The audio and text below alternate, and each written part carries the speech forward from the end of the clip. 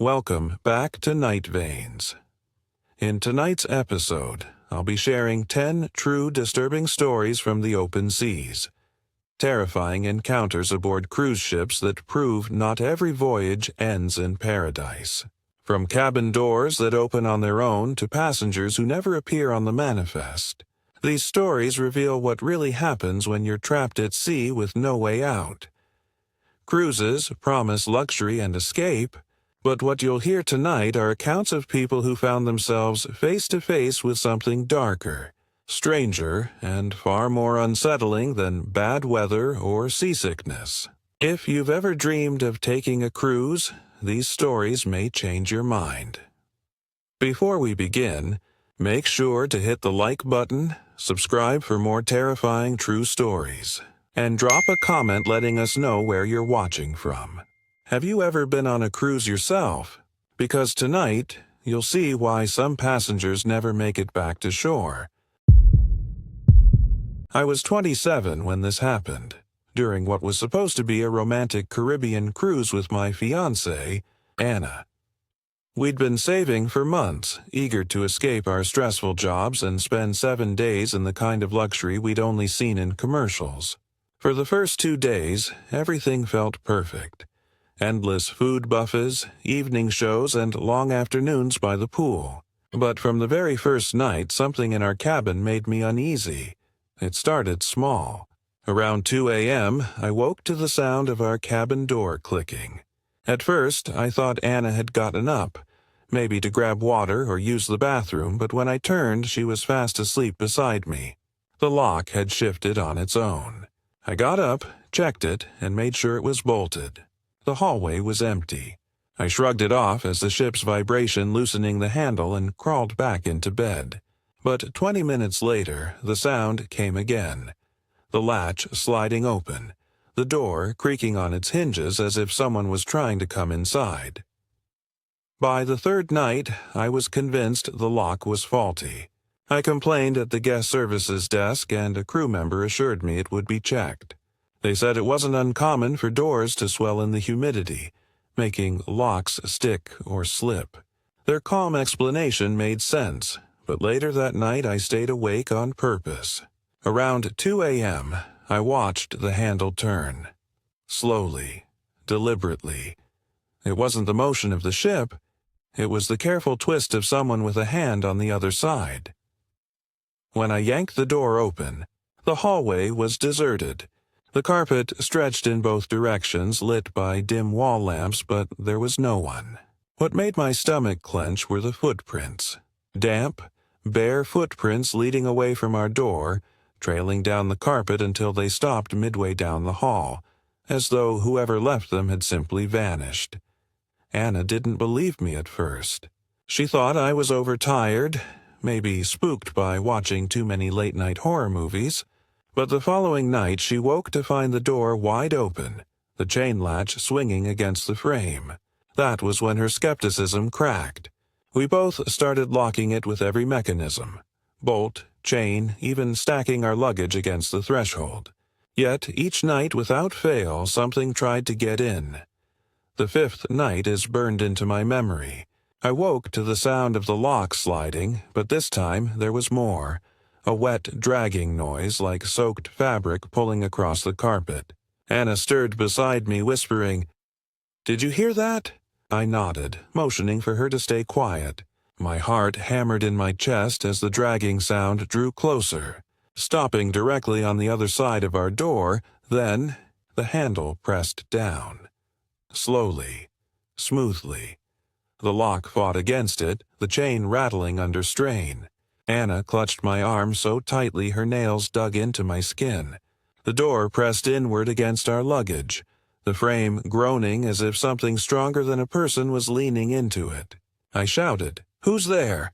And for a moment, the pressure stopped. Silence. The kind that makes your ears ring, and then 3 sharp knocks. I yanked the door open in a burst of adrenaline, ready to confront whoever was tormenting us. But the hallway was empty. No footsteps this time. No sound at all. Only a puddle of seawater seeping into the carpet, right where the footprints had been before. I demanded a room change the next morning. The staff hesitated, telling me the ship was full, but after seeing my face, pale, sleep-deprived, twitching from nerves, they agreed to move us to a higher deck. For one night, everything felt fine. We slept with relief for the first time all week, but the calm didn't last. On our last night at sea, I woke to the familiar click of a lock. My stomach sank. The new cabin door was opening. I turned toward Anna, only to freeze. She wasn't in bed beside me. The sheets were crumpled, still warm, but she was gone. Panic ripped through me. I scrambled out of bed, checking the bathroom, the closet, even under the bed like a madman. Nothing. My heart pounded as I lunged for the door, and found it wide open. The hallway yawned before me, silent and still. And there, just inside the threshold, were wet footprints. Small ones, Anna's size. I sprinted barefoot down the hallway, calling her name, but the trail ended abruptly halfway down, just like before. The carpet was dry beyond that point. She was simply gone. I screamed, alerting crew members who rushed in confusion. They searched every corner of the ship, but she was never found. When we finally docked the next morning, officials questioned me for hours. They combed through security footage, but somehow there was nothing. No record of Anna ever leaving our cabin. No footage of her walking the halls. It was as though she had vanished into thin air. I never took another cruise after that. I couldn't. Sometimes I wake in the dead of night to the sound of a door clicking open, and I can still smell salt water in the air. The sound makes my skin crawl because I know it isn't in my head. The door always clicks at 2 a.m., no matter where I am, and sometimes I hear footsteps that stop halfway down the hall. I was 32 when this happened, traveling alone on what was supposed to be a week-long cruise through the Bahamas. I'd booked the trip in the dead of winter, desperate to get away from my small apartment and the gray city skies. Everyone told me it would be relaxing. Warm weather, endless food, and quiet time to read and think. And for the first few days, that's exactly what it was. But by the third night, I realized something wasn't right about my cabin.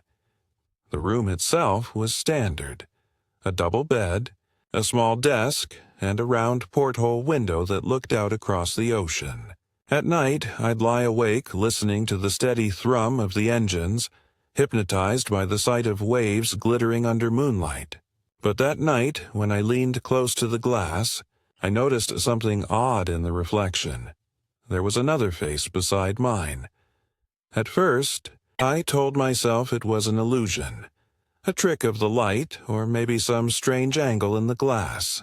The face was pale, slick with water, and hard to make out in detail, but I felt the distinct weight of its eyes on me. I jerked my head to the side, expecting to see someone behind me, but the room was empty. When I looked back, the face was gone. The next morning, I laughed it off, convincing myself I'd just been tired. But the more I tried to ignore it, the worse it got. Every night, when I leaned close to the window, the reflection returned. Sometimes it appeared faint, barely a blur beside me. Other times it was so clear I could make out strands of wet hair plastered to its skull. The strangest part was that its expression never changed. It was always smiling. I finally mentioned it to my steward, a kind older man named Elias who spoke with a heavy accent. I expected him to reassure me, maybe joke about seasickness making me hallucinate. Instead, his face darkened. He told me to keep the curtain closed at night and hurried away before I could ask why. His reaction shook me more than the face itself. That evening, I returned to my cabin to find the curtain already drawn tight across the porthole. I hadn't touched it. My skin prickled as I pulled it open anyway, determined not to let fear dictate my vacation. The ocean stretched out forever, black and endless. But when I leaned closer to the glass, the reflection was waiting. This time it wasn't faint. It was vivid. Pale skin, dripping wet, eyes clouded like someone who'd drowned. And then it blinked. I stumbled back, nearly knocking over the chair. My pulse thundered in my ears. I stared at the porthole for what felt like hours, but the reflection didn't return. I told myself I was losing it, that maybe it was stress or too much sun, but deep down, I knew better. On the fifth night, I couldn't sleep. The curtain rippled softly, even though the AC was off, like something was brushing against it from the other side. I lay frozen, listening. Then I heard it, 3 faint taps against the glass. Tap, tap, tap. My breath caught in my throat. Slowly, I turned my head. The curtain was moving inward, bulging slightly as if pressed by a hand. My courage broke. I yanked the fabric shut and shoved the chair against it, refusing to look again. Somehow, I drifted off into a restless sleep, but when I woke, my sheets were damp. Salt crusted along the edges as though seawater had seeped in. I confronted Elias the next morning, demanding to know what was happening. His eyes darted to the porthole behind me, then back to my face. Finally, in a low whisper, he admitted something I'll never forget. Last year, a passenger jumped. From this cabin, a man. He hit the water before anyone could stop him. They never found the body. Some say he still wants to come back inside. I wanted to dismiss it as superstition, but the dread in his voice made my stomach turn. I begged to be moved to another cabin, but the ship was sold out. I was trapped. That night I refused to look at the window. I kept the curtain drawn and lay in bed, pretending the sound of waves would drown out my fear. But around 3 a.m., I woke choking, lungs burning as though I'd swallowed seawater. My sheets were soaked, dripping onto the carpet, the air heavy with salt and brine. And when I looked toward the curtain, I saw a pale hand sliding across the fabric from the other side. I couldn't breathe. I couldn't scream. All I could do was watch as the hand pressed down harder, leaving a wet outline that seeped through. Then, slowly, it withdrew, leaving only silence and the faint smell of the ocean. By morning, everything was dry again. No one believed me when I begged for help. To them, I was just another passenger with too much imagination. But I knew the truth. I'd seen him. I'd felt him. When the ship finally docked, I left without looking back, dragging my suitcase like a lifeline. But even now, years later, I can't sleep with a window uncovered. Sometimes at night, when I pass a mirror or a pane of glass, I catch a glimpse of something just behind my reflection. Pale, dripping, smiling, and I know he's still waiting, just on the other side, for another chance to climb back inside. I was 29 when this happened, taking a cruise with a group of friends to celebrate my promotion at work. The ship itself felt like a floating city. Glowing casinos, endless buffets, neon lights on every deck. During the day, it was impossible not to get swept up in the atmosphere of celebration. But at night, the ship changed. The music stopped, the crowds thinned, and the long hallways and empty decks turned into something else entirely. On the fourth night, unable to sleep, I decided to walk the upper deck alone. The air was heavy with salt, the ocean stretching out as a flat black void under a thin sliver of moon. It was the kind of quiet you don't expect on a vessel that carries thousands of people.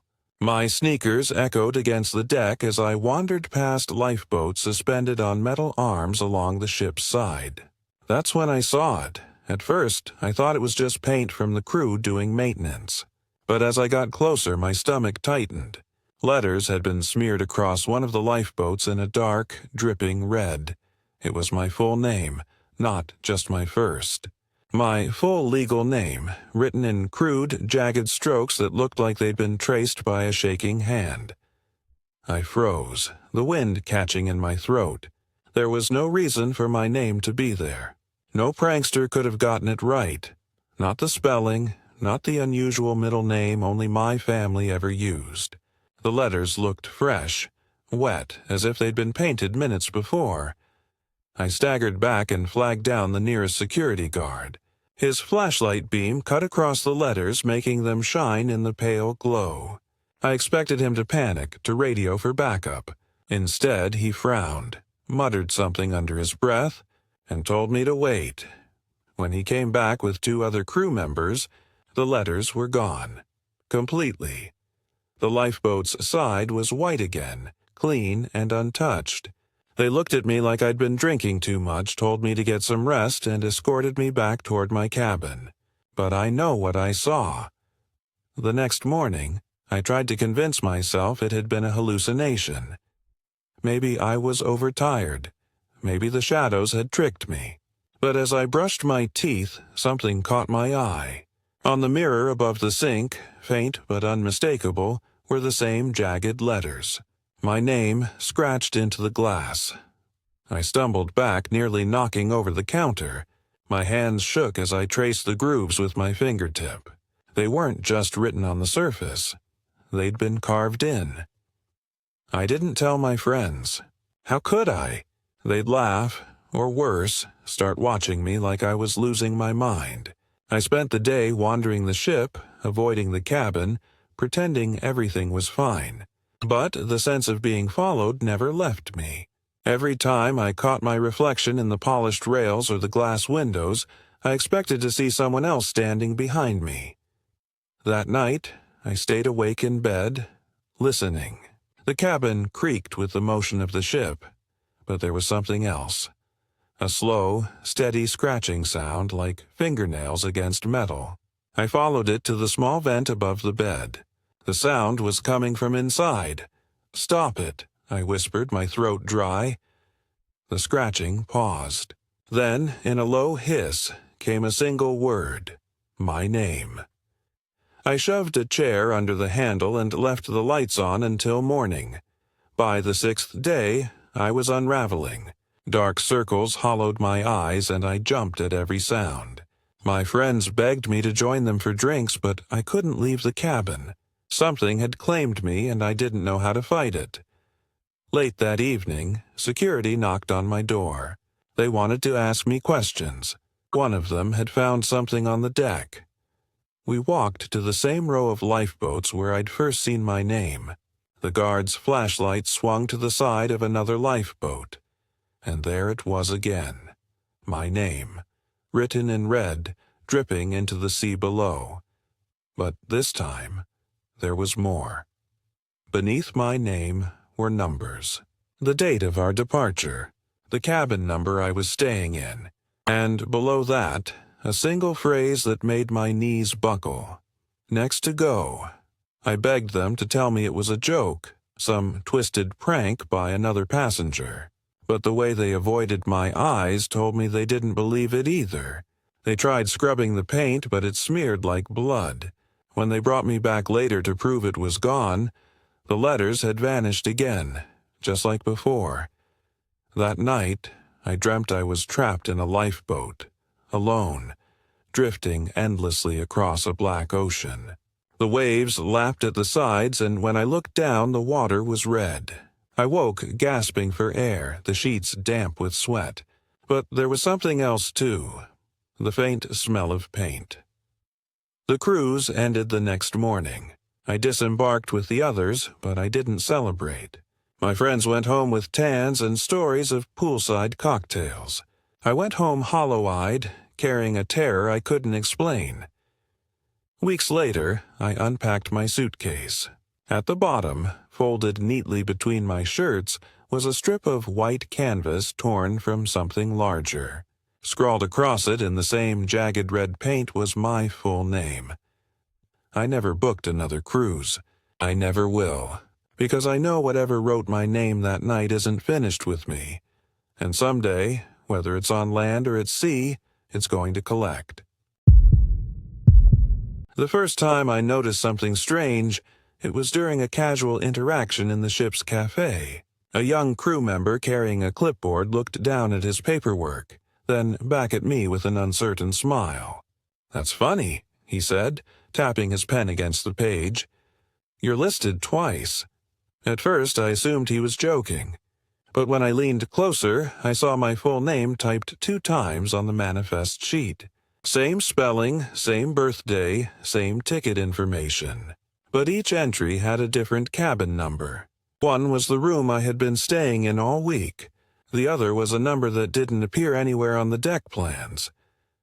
I laughed awkwardly, asking if it was some kind of clerical error. His expression didn't change.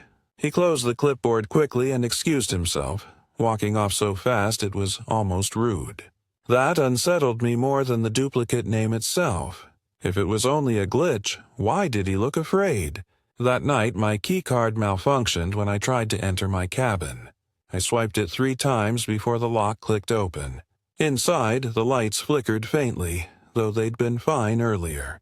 When I called the front desk, the attendant told me the system showed my keycard had already been used at 9:14 p.m. in the same room. But at that time, I had been eating dinner on another deck. They brushed it off as a technical hiccup, but I didn't believe it. The next evening, a waiter greeted me with a friendly smile in the dining hall. "Back again?" he asked. "Would you like the same meal as earlier?" I froze. I hadn't been there yet that night. I told him so, but he insisted he'd served me only an hour ago, ordering the exact same dish I was about to request. I felt my skin crawl as he described the clothes I had supposedly been wearing. They weren't mine. By the 4th day, the incidents multiplied. A woman lounging on the sun deck stopped me, complimenting me on our great conversation that morning. But I'd been asleep in my cabin at that time. She even repeated a phrase I was known to say, something only my close friends would recognize. My blood ran cold. I began to avoid reflective surfaces. The polished rails, the windows, even the water pooled around the pools on deck. All of them seemed like traps. I couldn't shake the feeling that if I looked too long, I would see another version of myself standing slightly out of sync. Watching me. The first direct encounter came late one night after a knock on my cabin door. 3 steady raps, soft but deliberate. I opened it quickly, expecting maybe a crew member or my friend from down the hall. But no one was there, only a folded slip of paper on the floor, my name scrawled on the outside in handwriting identical to mine. I picked it up with trembling hands. Inside, in jagged letters, it read, "Stop pretending."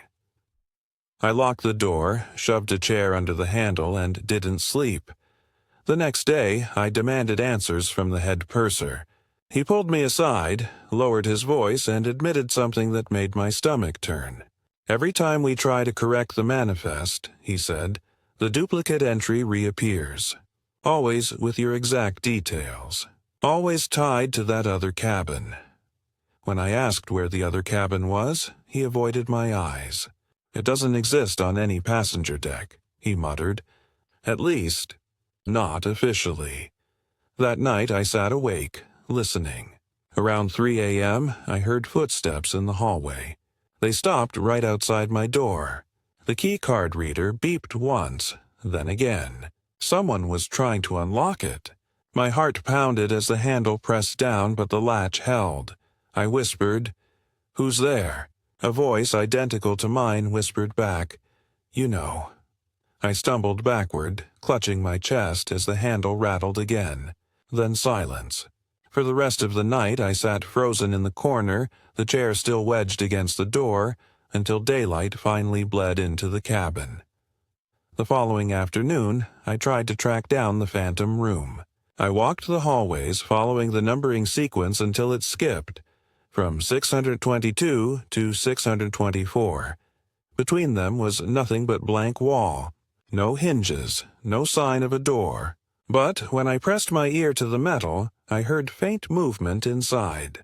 A chair scraping, someone shifting their weight, and then a voice that made my blood freeze. My voice. "Almost time." I staggered back, heart racing, and nearly collided with a passing steward. I asked him outright if there had ever been a cabin there. He went pale, muttered something about maintenance, and hurried away.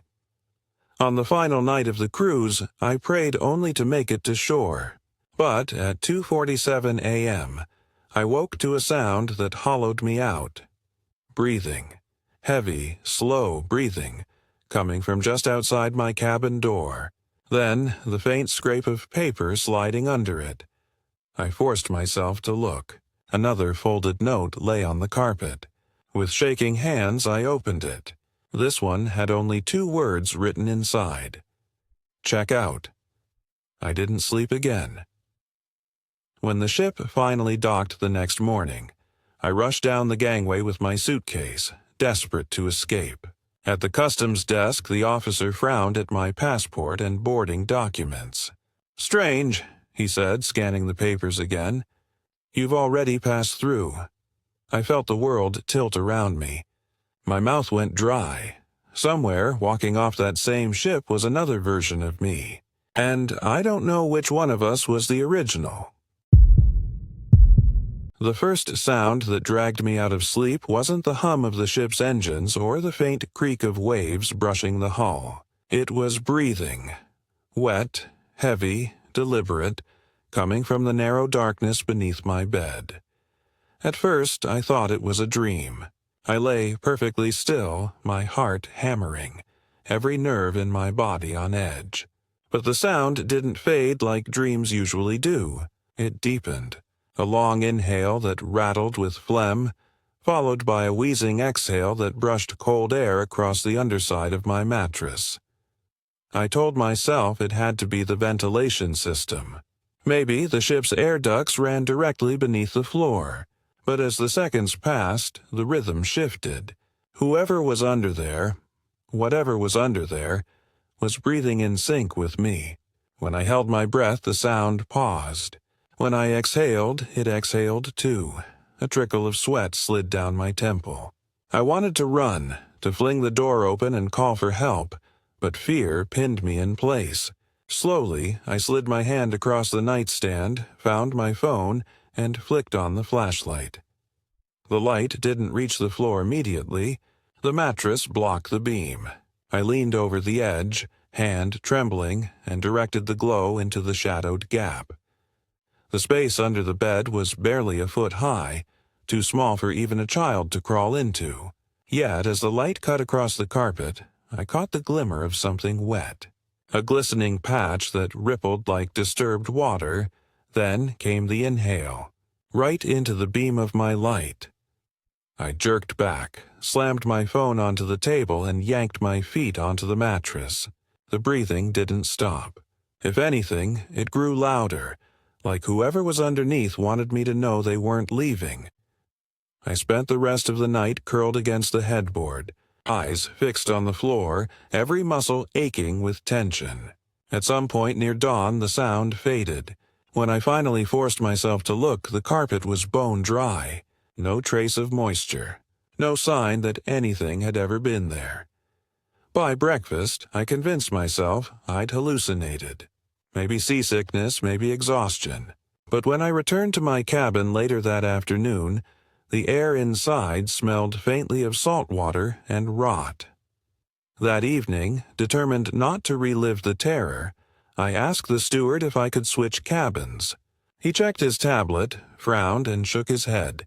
"We're fully booked, sir. Every cabin's accounted for." His polite smile didn't hide the way his eyes lingered on my room number. I spent the evening pacing the deck, delaying the inevitable. By the time I forced myself back into my cabin, exhaustion was clawing at my skull. I shoved the luggage stand, the chair, anything I could lift against the bed frame, blocking the gap beneath. If something wanted to breathe under there again, it would find no space to hide. But at 2:41 a.m., I woke with a start. Not because of breathing this time. Because something heavy shifted beneath the mattress, raising me half an inch before settling again. My throat closed in panic. I slid off the bed, backed into the corner, and listened. The steady rhythm began once more, deep and wet, vibrating through the floorboards. I kicked the chair away from the door, flung it open, and bolted down the hall barefoot. Security found me trembling near the stairwell. I babbled about breathing under my bed, about the mattress lifting, about something in my cabin that didn't belong there. They exchanged looks, then followed me back. The cabin was silent when they entered. The air smelled faintly metallic, but the floor was dry, the bed perfectly made. One guard crouched, shone his light under the frame, and shrugged. "Nothing here, sir." They left with polite reassurances, but I caught the way one muttered to the other as the door closed. "Another one." That phrase chilled me worse than the breathing itself. The next day, I scoured the ship, desperate to overhear something, anything that explained it. Near the stern, I met an elderly passenger who noticed my shaking hands and asked if I was seasick. When I told him my cabin number, his face went pale. "They shouldn't have put anyone back in there," he whispered. "Last year, a man drowned in that room. Locked himself inside, filled the tub, and never came out. The water leaked for hours. They said by the time security broke down the door, he was already gone. They drained the cabin, cleaned it, and pretended nothing happened." I stared at him, waiting for the punchline, but his eyes stayed grave. "That room breathes," he said softly. "Always has since then." That night I didn't sleep. I sat with every light on, the curtain drawn tight over the porthole, gripping the emergency flashlight I'd borrowed from security. The air grew heavier as midnight passed, the smell of brine seeping into the room. Then, without warning, the mattress dipped beside me. Not beneath me this time. Beside me, as though someone unseen had lain down to rest. The bed groaned under invisible weight. My flashlight trembled in my hand, beam darting across the sheets. The fabric indented, slowly, deliberately, pressed by the curve of a body I couldn't see. Then the breathing started again.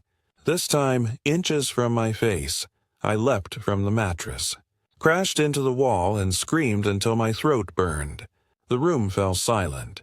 When I dared to look back, the indentation on the bed remained.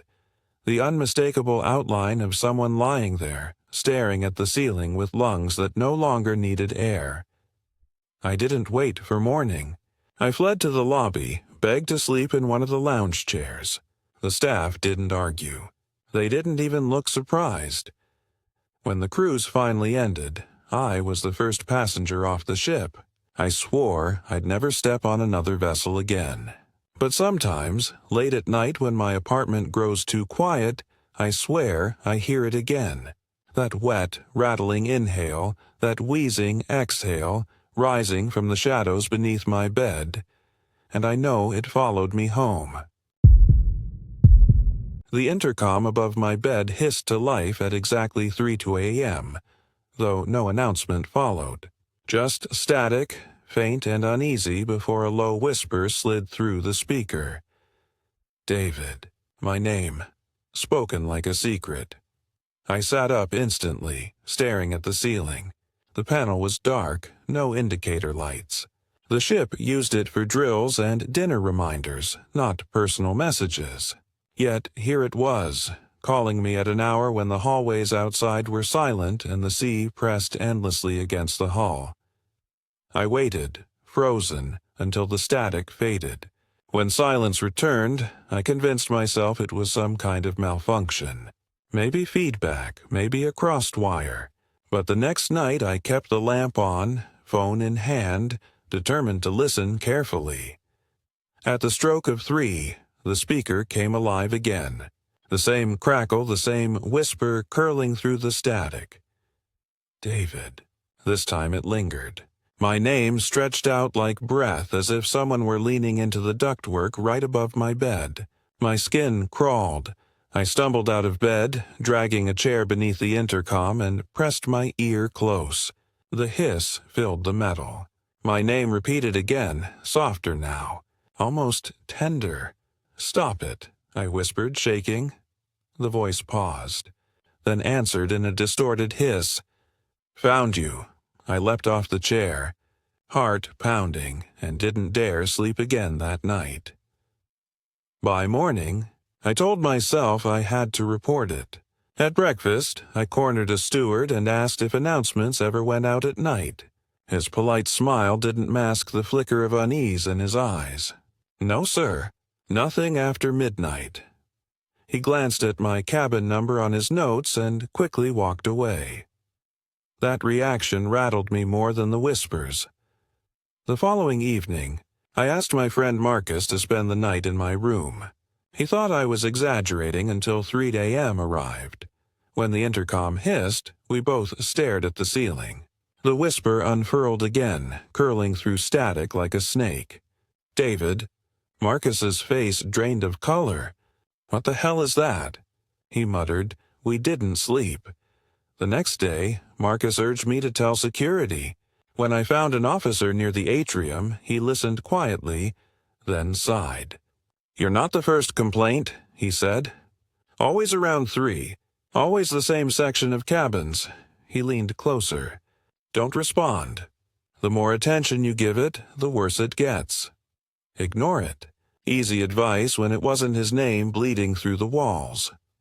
That night I tried to obey. I stuffed tissues in my ears and blasted music through my headphones. At exactly 3, the static still cut through. My name slipped beneath the music, each repetition louder until it drowned everything else. I yanked the headphones off and shouted at the ceiling. "Stop it!" The intercom fell silent for a beat. Then the whisper returned, harsher this time. "Closer than you think." I bolted upright in bed, shaking so badly the mattress creaked. By the 5th night, Marcus refused to join me again. "Switch rooms," he said, stuffing his clothes into a bag. "I don't care if they call it superstition. Whatever this is, I'm not staying near it." He left. I was alone. Desperate, I jammed a knife from the buffet between the intercom grill and the ceiling, prying it loose. Behind it was a dark duct. I shoved my phone inside with the flashlight on and snapped a picture. When I looked at the photo, bile rose in my throat. A face filled the frame. Pale, stretched, eyes like black pits. Its mouth pressed against the duct, lips parted as though mid-whisper. I deleted the image instantly, but it didn't leave my mind. The 6th night, I fled before 3 West, wandering the ship's decks until sunrise. When I returned, exhausted, the steward was already inside making the bed. He looked up and said lightly, "Rough night?" I muttered something, but he added words that froze me cold. "You look just like the other one." When I demanded he explain, he shook his head and left quickly, his hands trembling. That evening, I braced for the inevitable. I stayed in the cabin, every light on, flashlight ready. At 2:59, the hiss started early. My name spilled out, repeated faster, impatient now. Then came the scratching. Fingernails dragging through the ductwork above, I shouted, "Leave me alone," and hurled the chair at the intercom. The grill bent but held. The static roared louder, vibrating the walls. At 3:12, everything stopped. My phone buzzed on the nightstand. A new voicemail waited, from an unknown number. When I pressed play, my own voice whispered through the speaker. "See you soon." I dropped the phone, hands shaking so badly I could barely breathe. The next day, I begged to disembark early. Security refused, saying tickets weren't transferable mid-cruise. "You'll be fine," one officer muttered, but his face was pale. On the final night, I sat upright in bed, staring at the intercom. Midnight passed. 1 a.m. passed. 2. At 3 sharp, the system exploded with static louder than ever. My name screamed now, not whispered, over and over, shaking the walls until the mirror cracked. I pressed my palms over my ears, but it was inside me, crawling down my spine. Then silence. One last whisper drifted through, softer than a sigh. "You won't leave this ship." When dawn came, I stumbled off the vessel with the other passengers. At customs, the officer frowned at my paperwork. "Strange," he said. "You've already checked out." I didn't answer. I couldn't. I was too afraid that if I spoke, the voice from the intercom would come out instead of mine. The head of security paused the footage, pointed at the grainy screen, and said, "That's you." I leaned closer. The monitor showed a feed from the casino, time-stamped just after midnight.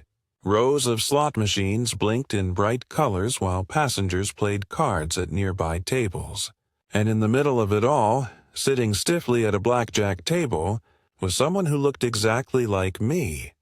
Same shirt I'd worn earlier, same watch glinting on my wrist, same posture, but I hadn't been there. At that time, I was asleep in my cabin, miles from the casino floor. A cold shiver gripped my spine. "That can't be me," I said. The officer glanced at me without expression. "You checked in with your card." He rewound the footage. The camera caught my double sliding into the chair, laying down chips, even ordering a drink. The dealer interacted with him naturally, handing cards, nodding at his quiet responses. "What did he say?" I asked. The officer hesitated. "Didn't say much, just played." Then he left. I couldn't breathe. My card was locked in the safe in my cabin, untouched all night. I demanded to see more, but the officer shook his head. "We already cleared the table, just get some rest, sir." His voice was flat, but his eyes told me something else. He was unsettled too. When I returned to my cabin, I checked the safe immediately. My card was still there, untouched. Yet, on the monitor, I'd watched myself gamble with it. The next day, whispers followed me in the hallways. A woman I'd never spoken to smiled as I passed. "Good luck with the blackjack last night," she said. My stomach dropped. "What do you mean?" "You were winning big," she laughed. "Didn't think you were the gambling type." I tried to correct her, but the words stuck in my throat. By afternoon, 2 more passengers mentioned seeing me in the casino. One described my mannerisms perfectly. Another said she'd watched me cash out chips at the counter. I wanted to scream that it wasn't me, but every time I opened my mouth, their certainty crushed me silent. That night, I avoided the casino floor completely. I locked myself in my cabin, wedging a chair against the door. At midnight, I forced myself to stay awake, eyes fixed on the clock. At 12:14, the phone on my nightstand rang. My heart stopped. When I answered, static filled the line, followed by a muffled voice. My own voice, calm, steady, saying, "Come downstairs. You're missing the game." I slammed the receiver down, every nerve screaming. Unable to resist, I bolted to the security office. The same officer frowned at me but pulled up the feed. My stomach lurched as the footage flickered to life. There I was again, sitting at the blackjack table, shuffling chips. Except I was also standing there in the office watching the screen. I felt faint. "You see it too," I whispered. The officer didn't answer.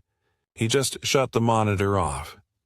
I stumbled back to my cabin, shaking so hard I nearly collapsed. Sleep was impossible. Every creak of the ship, every shuffle of footsteps in the hall, felt like an echo of someone else moving in rhythm with me. On the 3rd night, I heard laughter drifting through the vent above my bed. My laughter. I scrambled to the intercom, begged the operator to confirm my location with security. Minutes later, a knock rattled my door. When I opened it, 2 guards stood stiffly in the hall. One handed me a small envelope. Inside was a printed photo from the casino cameras. It showed me sitting at the blackjack table, staring straight into the lens. Only this time, the smile twisting across my face wasn't mine. The grin was too wide, too sharp, a predator's grin. I tore the photo apart and begged them to explain. Neither spoke. They only turned and walked away. The next morning, I found chips scattered on my nightstand. Heavy, cold tokens stamped with the casino's logo. I hadn't set foot there. When I went to return them, the dealer at the table nodded at me. "Back again already? Ready for another round?" I fled without answering. Passengers started treating me differently. Strangers greeted me by name. A woman winked, saying she'd seen me cheating the odds. A man clapped my shoulder, claiming I'd bought him a drink last night, but I hadn't been there. Each night, I locked myself in, but each morning, new chips appeared on the table. Sometimes a cocktail glass, too, half empty, smelling faintly of gin. By the fifth night, I couldn't take it anymore. I stayed in the security office demanding to watch the feed live. The officer reluctantly obliged. At exactly 12:03, the casino camera caught movement. My double walked in casually, sat at the blackjack table, and turned toward the lens. I swear the smile spread wider when it knew I was watching. Then, in perfect sync, I heard a whisper through the speakers in the office itself. My voice distorted by static. "Your seat's getting cold." I collapsed into the chair, every ounce of strength draining from me. The officer slammed the monitor off. "You should leave it alone," he muttered, but I couldn't. On the final night of the cruise, I sat awake in my cabin, trembling, waiting. At 12:10, the phone rang again. "Against all reason," I answered. Static filled the line. Then my voice spoke, clear and sharp. "It's your turn." The line clicked dead. When I looked toward the mirror above the desk, my reflection wasn't mine, it was me, sitting at the blackjack table, shuffling chips with that wide, terrible grin. The lights flickered, the air grew cold, and I swear I heard cards being dealt right beneath my floor. The next morning, I rushed off the ship the moment we docked. But at customs, the officer frowned at my passport. "Strange," he said. "You already left last night. Around midnight. Casino exit." I opened my mouth to argue, but no words came. Because somewhere, still sitting at that blackjack table, my double was smiling into the camera, waiting for me to finally take his place. The tongs in my hand never touched the tray, but when I looked down, a slice of roast beef was already sitting on my plate. I froze. The midnight buffet stretched around me, steam rising off metal trays, the soft hum of the ship's engines beneath the carpeted floor. Other passengers shuffled quietly through the line, bleary-eyed from late drinks or restless sleep. No one seemed to notice what had just happened. I set the tongs back and stared at the plate. The slice gleamed pink in the light, juices seeping into the porcelain, but I hadn't picked it up. Trying to laugh it off, I moved to the salad bar. Before I reached for anything, a neat spoonful of pasta salad slid onto my plate as though dropped by invisible hands. I gasped and nearly dropped the dish. The man behind me frowned. "You okay?" "Yeah," I muttered quickly, though my palms were slick with sweat. By the time I reached the dessert section, the plate was full. Shrimp, rolls, chicken wings, layered carefully as though someone had crafted a perfect meal for me. My appetite vanished. I shoved the plate onto an empty table and walked away, pretending it wasn't mine. But when I returned to my cabin 20 minutes later, it was waiting on the desk beside my bed. Same food, same arrangement, still warm. I didn't eat. I barely slept. The next morning, I told myself exhaustion explained it. Jet lag, too much alcohol, nerves. But when I opened the mini-fridge, a small plate of leftover buffet food sat inside, neatly wrapped in cling film, though I hadn't put it there. That night, curiosity outweighed fear. I returned to the buffet at exactly midnight. The same attendants worked silently behind the counter, the same trays steaming. I grabbed a clean plate, held it tight, and stood still. One by one, the dishes appeared again. A shrimp cocktail, a bread roll, a slice of beef bleeding across the porcelain. My throat tightened. A crew member noticed my stillness and tilted his head. "Sir, are you all right?" I forced a smile, clutching the plate. "Yeah, just deciding." But when I turned to leave, he leaned closer and whispered, "Don't let it follow you." Then he walked away without another word. Back in my cabin, I shoved the plate into the trash and locked the bin in the bathroom. At 3 a.m., I woke to the smell of warm food. The plate rested neatly on the desk again, every item untouched, every bite waiting. My hands shook as I dumped it over the railing the next afternoon. I watched the shrimp and beef vanish into the churn of the wake. But that night, the plate returned, identical, as though I'd never thrown it away. On the fourth night, I tested it. I skipped the buffet entirely, locking myself in my cabin. Midnight passed in silence. At 12:17, the desk lamp flickered once. When I looked, a plate of steaming food waited there. Not random items now. My favorite dishes. Fried chicken the way my grandmother used to make, coleslaw seasoned just right, a slice of chocolate cake. Things the ship couldn't possibly serve. Tears stung my eyes. I whispered into the empty room, "Who are you?" No answer came, only the smell of warm food filling the air. I didn't eat. By the fifth night, passengers began whispering. A woman in the lounge smiled at me and said, "You eat more than anyone on this ship. Don't know how you stay so thin." I felt sick. "What do you mean?" She laughed. "I saw you at the buffet last night. 3 full plates." I shook my head violently. "That wasn't me." Her smile faltered. "Of course it was. You even waved." I left before she could say more. That night, the buffet called to me. Not with sound, but with scent. My cabin reeked of garlic bread, roast beef, sugared pastries. I tried to resist, but hunger gnawed at me harder than it ever had in my life. By 12:30, I stumbled down the hall like a starving man. The buffet was nearly empty. Only one other figure stood at the line. Someone with my build, my posture, my clothes. I froze, clutching the doorway. He turned slightly and I saw his face. My face, except pale, gaunt, eyes hollow with bottomless hunger. He grinned and raised a plate piled high with food. When I blinked, the figure was gone. Only the steaming trays remained. I fled to my cabin. At 2 a.m., I heard chewing. Slow, wet chewing coming from the desk where the plate waited. My body locked. I didn't turn my head, didn't move, didn't breathe. When silence finally returned, I forced myself to look. The plate was empty, licked clean. I bolted for the door, ready to sleep anywhere else, but when I opened it, a steward was standing there holding a tray. My tray. He smiled faintly and set it inside before I could protest. "I didn't order that," I whispered. His smile widened. "But it's yours." The door clicked shut behind him. On the final night, I tried one last time to resist. I locked myself in the bathroom, barricaded the door, curled up on the tile. Midnight came and went. At 12:46, a plate clattered onto the sink behind me. Steam rose from roast beef and shrimp. My chest heaved. The reflection in the mirror showed me, except not me, sitting on the counter, chewing slowly, smiling with my mouth full. When I spun around, the counter was empty.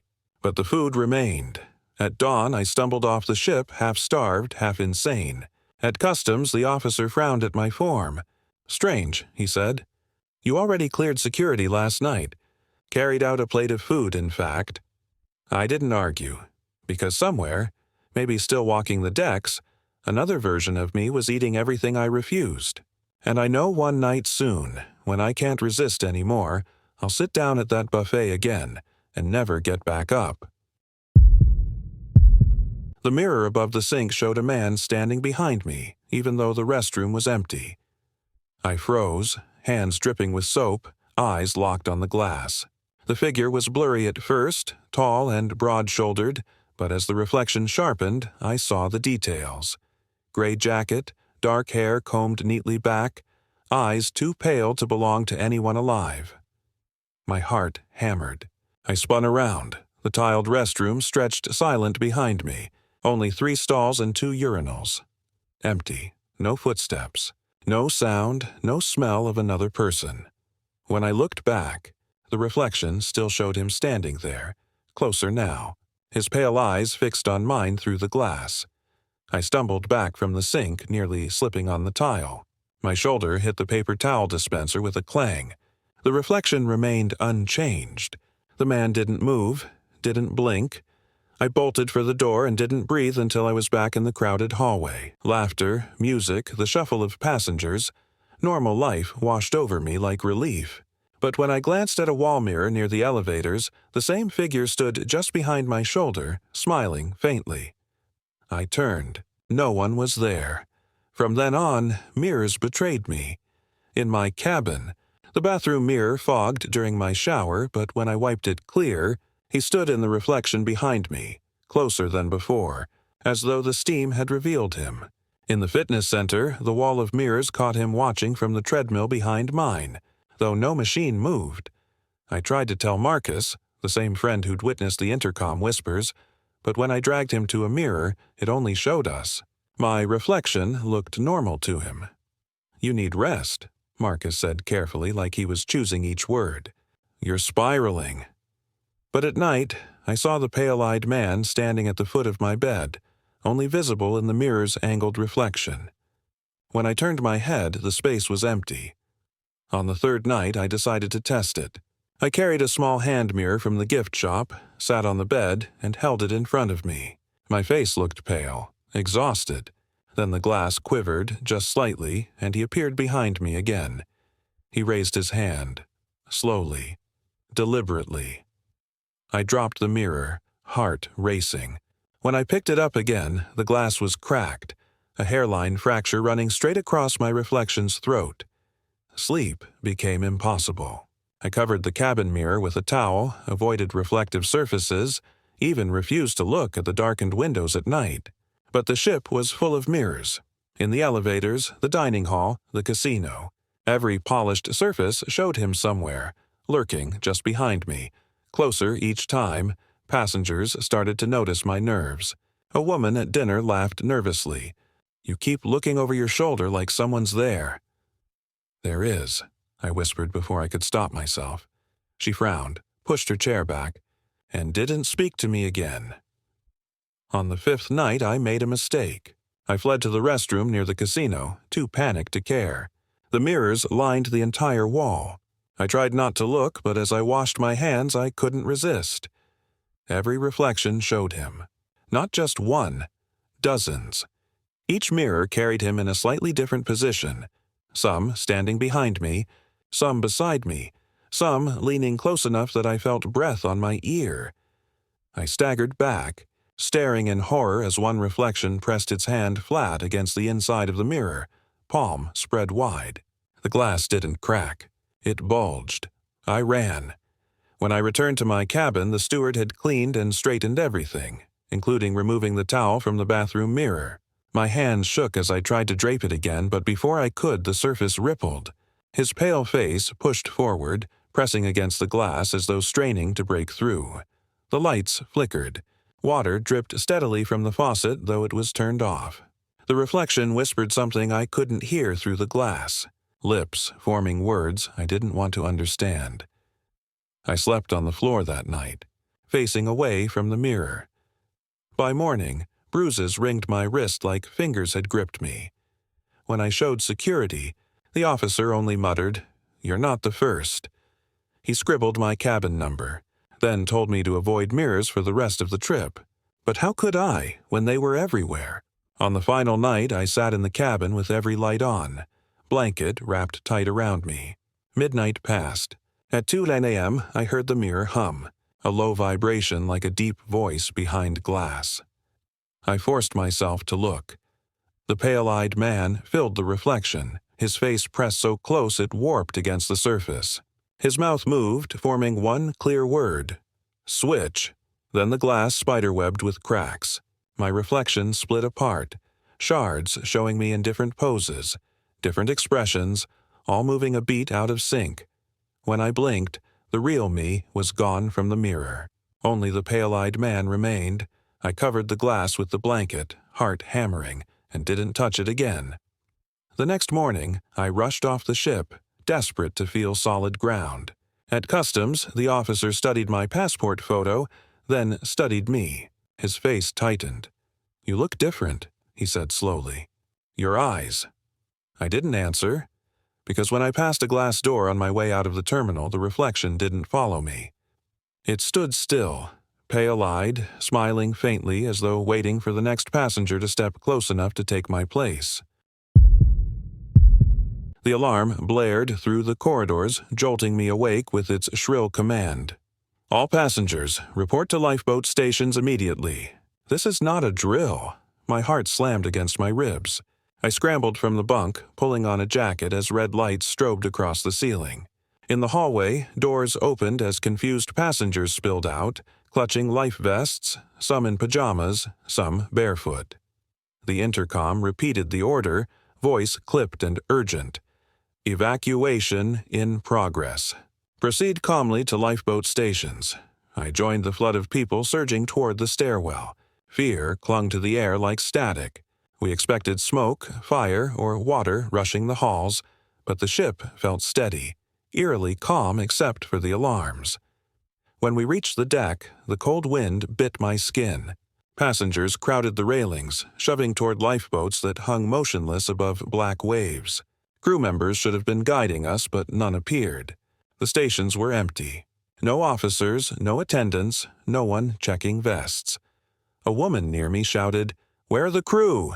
No answer came, only the steady mechanical voice over the loudspeakers. Evacuation in progress. Lifeboats launching shortly. But none moved. Minutes dragged on. The crowd grew restless, whispers mixing with sobs. Some passengers pushed at the lifeboats themselves, but the winches didn't respond.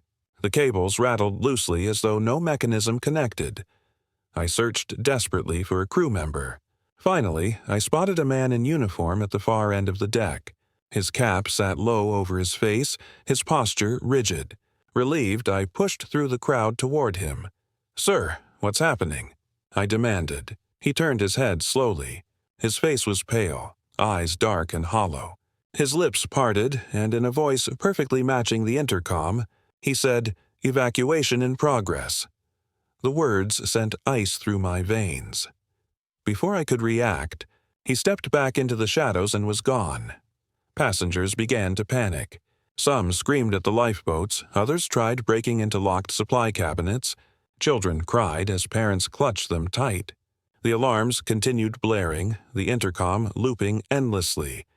Evacuation in progress. Proceed calmly to lifeboat stations. But nothing else happened. Hours seemed to pass on that deck. People shivered in the cold, eyes wide with confusion and terror. I checked my watch. 3:12 a.m. The announcement had started at midnight. By then, some passengers began drifting away, muttering that it must have been a false alarm. One by one, they returned below decks, leaving only a stubborn few clinging to the railings. I stayed until sunrise, my hands numb from the cold. The alarm stopped abruptly at dawn, replaced by silence. Crew finally appeared, dressed in crisp uniforms, smiling politely as though nothing had happened. "Good morning, sir," one said cheerfully as he passed. I grabbed his arm. "What about last night? The evacuation order?" He blinked, confusion clouding his eyes. "There was no evacuation, sir. No alarms."